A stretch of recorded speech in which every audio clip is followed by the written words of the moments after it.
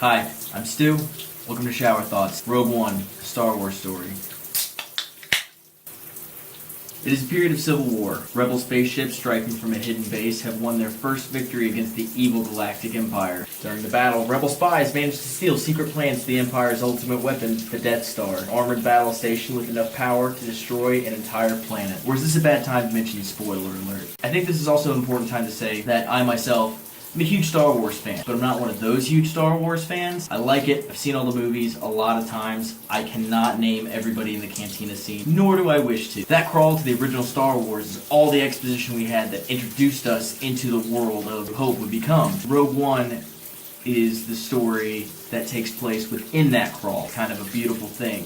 You have less than a paragraph of information that's going to give you an entire story to tell. We are introduced to heroes, villains, who are the good guys, who are the bad guys. What is the goal? What did they steal? Why did they steal it? Expository and it's a trope, but I think that's one of the best and most concise ways to do it, especially when you combine it with amazing. Doesn't happen in this one. We get a cold open. Hey, here's some people, here's a planet that you don't know, that you've never seen, that you've never heard of.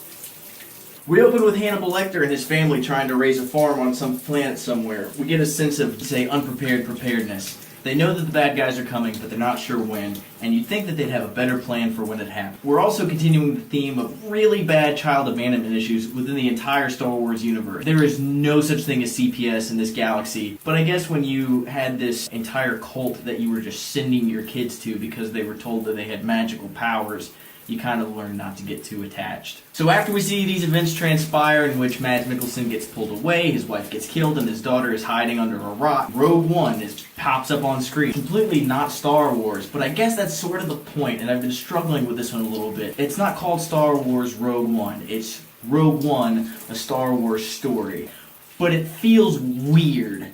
It just feels weird. Not like kissing your cousin feels weird, but still pretty weird. It's very busy. There's a lot going on. There's flashbacks, there's dream sequences, handheld cameras, there's shaky cams. The editing choices weren't terrible, but it's not the Star Wars that we're terribly familiar with. Some of the things that we come across relate directly into Star Wars A New Hope. Governor Tarkin, who becomes Grand Moff Tarkin, is there. It's Peter Cushing, but it's not really Peter Cushing. Take your mind back about a decade to that terrible Al Pacino vehicle, Simone, and realize they did kind of the same thing there. Today's technology allows to make it work, but only for a second. They relied a little bit heavily on it, and the result wasn't terrible, I guess. I think for instances like that, you should get a glimpse, not a gawk. But then when you start to really look at it, you look at how much the facade and the foundations kind of crumbled.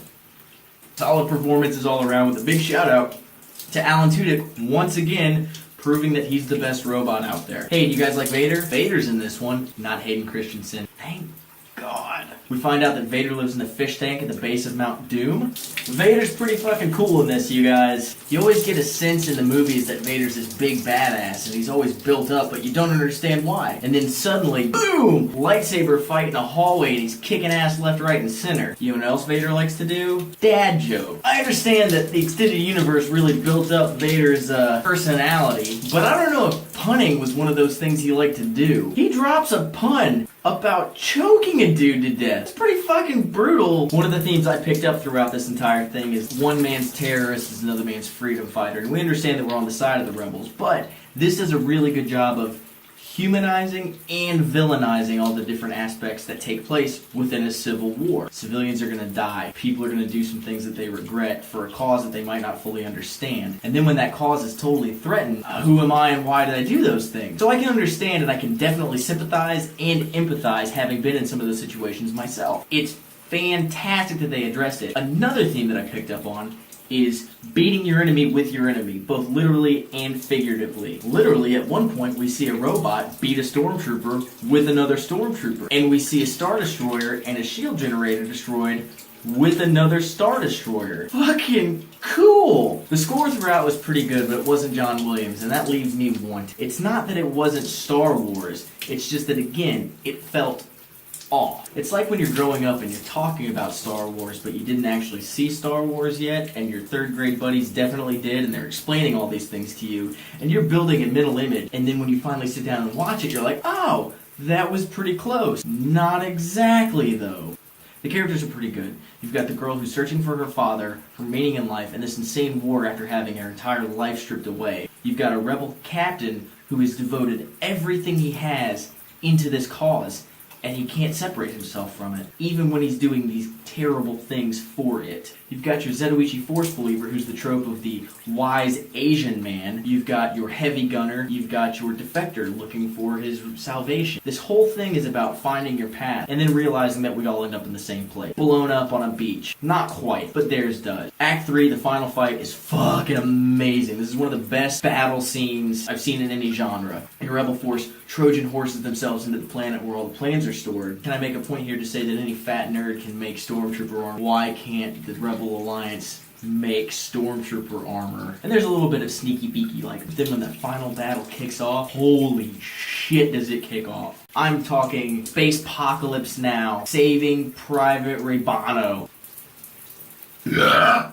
We've seen that the Empire at this point does not give a shit about its own people. It's very self-serving, and I guess that goes along with the whole dark side Sith aspect of the Force itself. Gain power where you can for the sake of gaining power. Governor / Grand Moff Tarkin would have made a fantastic Sith Lord, and I'm sad that he didn't have the midi-chlorian count necessary to be an active, avid Force user. After a really touching series of self-sacrifices we've seen done by the cast so far, we get a very touching moment at the end. Our two main heroes standing on a beach, watching this huge explosion come in, and to the credit of the director and the editor, we see it to the bitter end. They get palm-paid, and it's fucking brilliant. It really brings home the feeling of, we accomplished a thing, we knew we were gonna die, here we go. And it makes all of it seem worthwhile. Immediately after this, we get one of the most badass lightsaber scenes I've ever seen. Vader standing in a hallway,